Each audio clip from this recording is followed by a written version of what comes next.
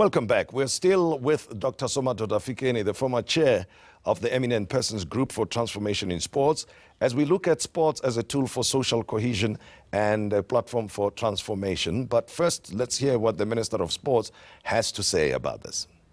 Transformation for us in South Africa is a must, and transformation must be visible such that it really takes us to where we know that we would have said we have contributed to nation building, we have a winning nation, we have an active nation, and everybody through sport is united.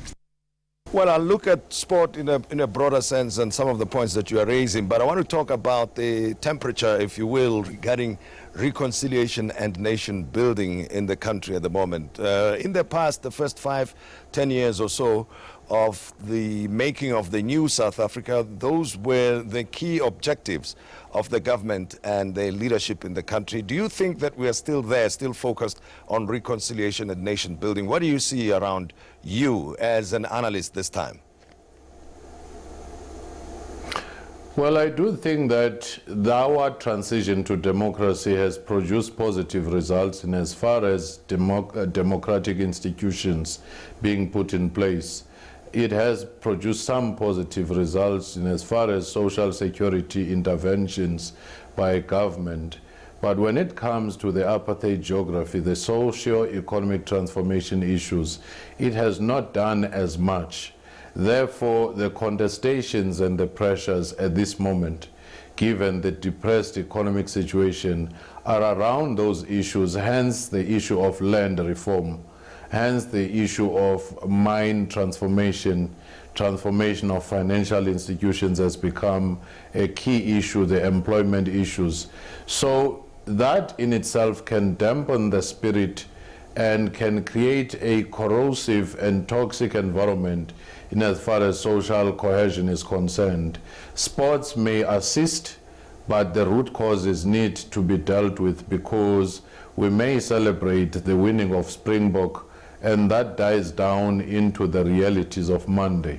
You say we have a plethora of policies, good intentions, we're not running short of that, but why do you think that we lack the will as a society, even at the leadership level, to make sure that the things that have to be done now to build a new South Africa, a reconciled nation, becomes an easier goal to achieve? I mean, at this time, it's more complex and more difficult. What do we need to do?